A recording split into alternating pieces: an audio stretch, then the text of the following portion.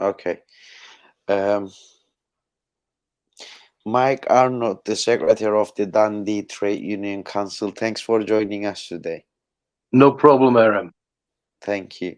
So, dear Mike, as you know, the situation is getting worse about Mr. Abdullah Öcalan. The isolation is getting deeper. It's been 28 months now that nothing has been heard from Öcalan. So, we would like to hear your comment about the issue. First of all, what are the reasons for the continued imprisonment and isolation of Mr. Abdullah Öcalan? Well, he's a danger and he's a threat. He's a threat to the regime in Turkey because of his ideas, because of his politics. He's a threat to a number of regimes around the region because of his political beliefs, his political theories, and also because of the example that he's shown with what his movement has built in Rojava. There are a number of regimes in the area who don't want that example, an example of democracy, of women having leading roles. Uh, they don't want that example to be available. There's also the fact that he challenges capitalism in his beliefs and in his theories. And obviously, America and the EU and many others do not want to see a well argued, reasoned, and demonstrable threat to capitalism. So that's the reasons I think that they don't want to release Ocalan. We obviously want to see him released.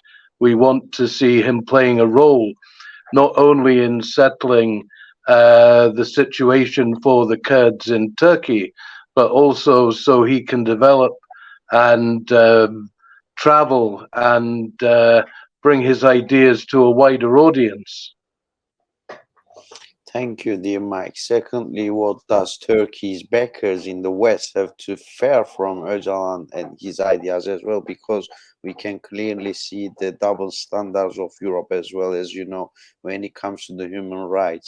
The European Union, as well as its constitutions like CPT, they sell themselves very good at democracy and human rights, but when it's about the Kurds, we can see that this double standard very clearly. I would like to comment on that very shortly. Yeah, they want to keep in with Erdogan. They want to be friends with the Turkish regime. They find it useful for a number of reasons to have Turkey as an ally, as a NATO ally, as well as politically somebody who can work with Europe and the EU, even though we've had a number of delegations over the years go out to Turkey to look at the system over there, to look at the prison island where Ocalan is being held, and reporting on that to the European Council and saying that Turkey is not keeping up with human rights uh, procedures there. And this has been reported and is well known. So the EU know this, the European Council know this. They've been told it again and again. And a report of this delegation is meant to be published soon. Their visit was in May. So we will see what comes of that. But they're hiding. Europe is hiding behind small print and doing nothing.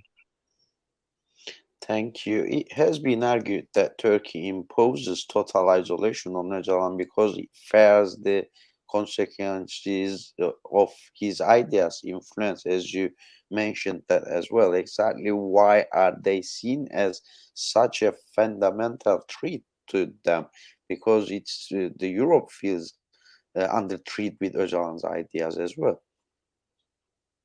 The threat of a good example is always there, not just in terms of uh, what is happening in places like Rojava, based around his theories and the theories and practices that have been developed from his ideas and from the ideas of those around him.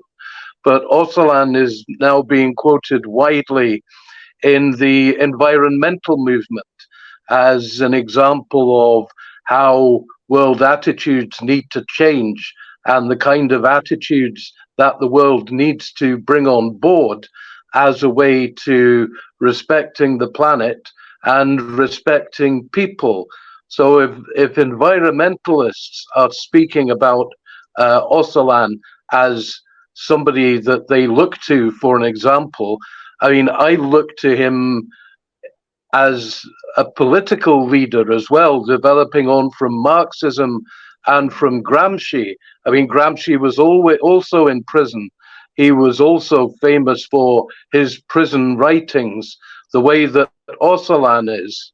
And the prison island where Ocalan is being held is being called Turkey's Robben Island.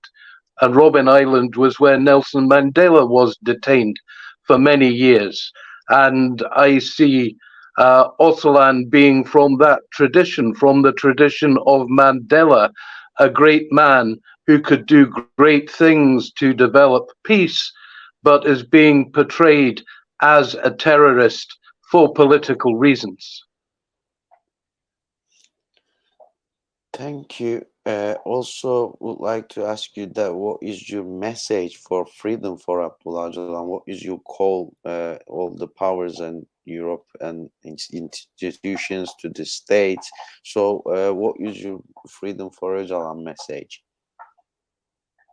I would urge governments, that's the British government. I would even urge the Scottish Parliament, even though the Scottish Parliament doesn't technically have powers in the international field, but UK Parliament, parliaments around Europe, and the European Parliament to look at what's happening in Turkey, look at what's happening to the Kurds who are under attack in Iraq, who are under attack in Iran, who are potentially under attack in Syria from Turkey, and look at these options for peace that could be brought closer to possibility of having peace if Ocalan is allowed to be free and allowed to be part of those negotiations,